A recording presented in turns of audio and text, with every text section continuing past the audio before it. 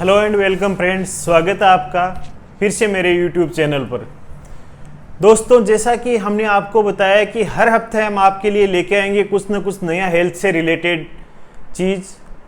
तो इस हफ्ते में हम आपके सामने एक ऐसी बीमारी या आप लोगों से एक ऐसी बीमारी के बारे में बात करने जा रहे हैं जो बहुत ही कॉमन है।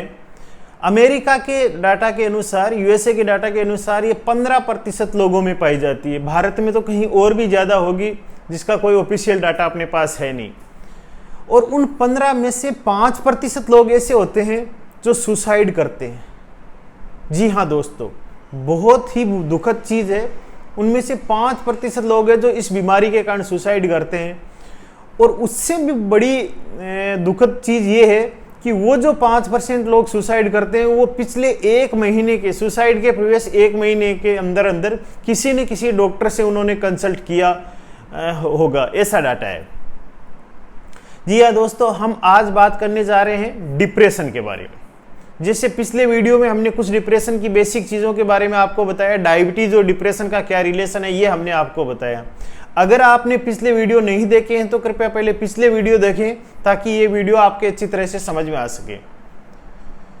दोस्तों, डिप्रेशन एक तो होता है मन का जैसे उदास होना, हर किसी इंसान की प्रवृत्ति होती है मन का उदास होना, वो डिप्रेशन नहीं है। आप कैसे पहचानेंगे कि आप सिंपली मन के उदासी है या डिप्रेशन है? तो इसको पहचानने के लिए अलग अलग क्राइटेरिया, अलग अलग टेस्ट होते हैं, वो मैं आज आपको बताने जा रहा हूं, आपके सामने शेयर करने जा रहा हूं। तो ये कौन कौन से तरीके हैं जिनसे अपने को पता चलता है कि एक इंसान जो है डिप्रेशन में है या नहीं है। देखो, बहुत सारे पॉइंट है, बहुत सारे क्राइटेरिया है। उनमें पहले डिप्रेस्ड मूड, मन का उदास रहना। ये नॉर्मली भी आदमी का मन उदास रह सकता है, लेकिन डिप्रेशन के अंदर ये परसिस्टेंट और प्रोग्रेसिव होता है, यानी कि कंटिन्यूअस ज़्यादातर दिन में वो रहेगा और बढ़ता ही जाएगा। ये दो चीज़ है, परसिस्टेंट और प्रोग्रेसिव मूड डिप्रेस रहेगा। दूसरी चीज़ है लॉस ऑफ इंटरेस्ट और लॉस ऑफ प्लेजर, मतलब किसी भी काम में उसका मन नहीं लगेगा। ऐसी कोई गतिविधि जो पहले उसको बहुत सुखद महसूस होती थी, जिनमें बहुत उसका मन लगता था, एंजॉय करता था, वो उनमें उनका मन नहीं लगेगा। सपोज एक आदमी है जो क्रिकेट खेलने से बहुत अच्छा फील होता था, अब उसको वो नहीं होता। किसी को दोस्तों से मिलने में अच्छा फील होता था, वो नहीं होता। किसी को म्यूजिक से, तो जो भी चीज़ उसको अच्छा सुखद फील देती थी वो अब नहीं हो रही। लॉस्ट ऑफ इंटरेस्ट या प्लेजर इसको बोलते हैं। तीसरी चीज़ है गिल्ट फीलिंग, मतलब अपने आप को गिल्ट, एक घृणा अपने आप से होगी, अपने शरीर से घृणा होगी कि मैं ऐसा क्यों हूँ, या मेरे साथ ऐसा क्यों होता है, या मेरा माइंड ऐसा क्यों है, या मेरी सोसाइटी ऐसी क्यों है। उसको अपने आप में घृणा या गिल्ट जैसा फील होगा, ऐसी बातें वो अमूमन करेगा। तीसरी चीज़ है लॉस ऑफ एनर्जी, किसी भी काम करने में उसका मन नहीं करेगा, बिल्कुल थकान की तरह महसूस होगा। जैसे कमरे में सो रहा है, बस टीवी देख लिया, खाना खा लिया, सो लिया, बाथरूम, कहीं बाहर जाके छोटा सा काम भी उसको करना है तो उसको बिल्कुल एनर्जी महसूस नहीं होगी, शरीर में ऊर्जा महसूस नहीं होगी। अगली चीज है लॉस ऑफ कंसंट्रेशन, किसी भी काम में मन नहीं लगेगा। कंसंट्रेशन जो होती है वो किसी भी काम में, जैसे पढ़ाई कर रहा है तो पढ़ाई में कंसंट्रेशन नहीं, या और कोई काम कर रहा है तो उसमें बिल्कुल उसकी कंसंट्रेशन नहीं रहेगी। तो ये हो गया लॉस ऑफ कंसंट्रेशन। उसके बाद नेक्स्ट है नेगेटिव थॉट्स, नकारात्मक विचार उसके दिमाग में हमेशा आएंगे। पॉजिटिव, कोई भी पॉजिटिव चीज उसके दिमाग में, अगर चाहे उसके सामने घटित भी हो रही है, उसकी लाइफ में कुछ पॉजिटिव भी घटित हो रहा है, अच्छा भी हो रहा है, तो वो अच्छा उसको दिखेगा नहीं। दिमाग की एक प्रोसेस होती है, कुछ हार्मोन्स का लेवल होता है, वो उस थॉट को ब्लॉक कर देते हैं। पॉजिटिव जो थॉट है, सोच है, वो सिर्फ ब्लॉक हो जाएगी, केवल नेगेटिव और नकारात्मक सोच उसको दिखेगी।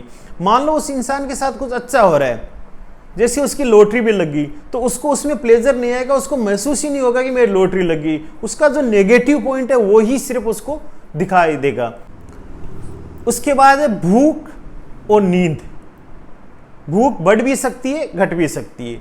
नींद जो है वो कम भी आ सकती है और ज्यादा भी आ सकती है। इनमें दोनों तरह के होते हैं, नींद का ज्यादा या कम आना और भूख का कम या ज्यादा लगना। नेक्स्ट है साइकोमोटर एजिटेशन या रिटार्डेशन।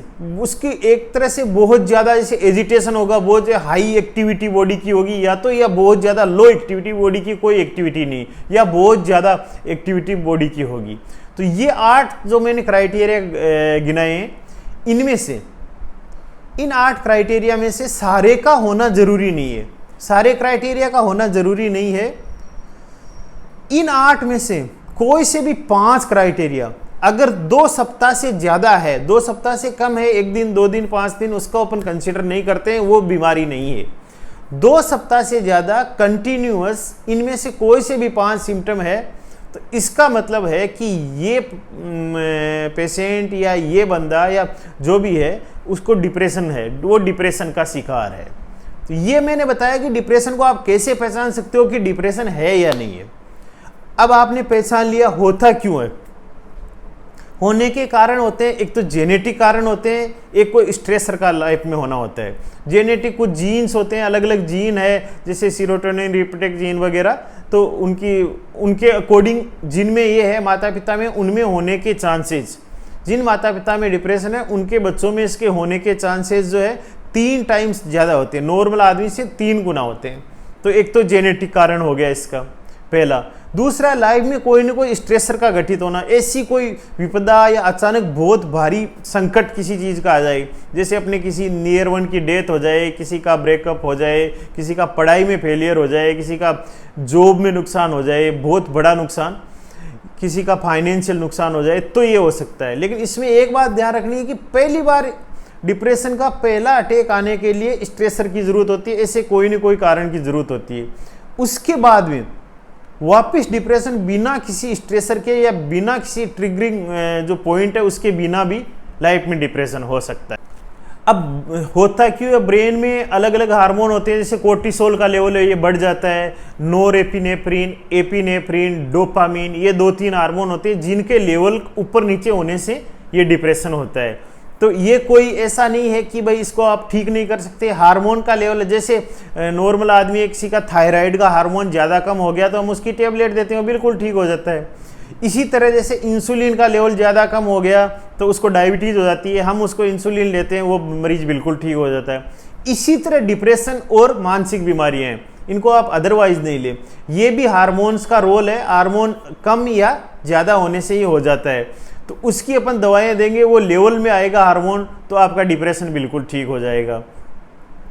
बात करें हम अगर ट्रीटमेंट की, इलाज की, तो 2 या 3 तरह का इलाज इसका होता है। पहला है साइकोलॉजिकल काउंसलिंग होती है, साइकेट्रिस्ट अपने साइकेट्रिस्ट को दिखाएं, वो आपकी काउंसलिंग करेगा, तो वो साइकोथेरेपी उसको बोलते हैं, उससे दूर होता है।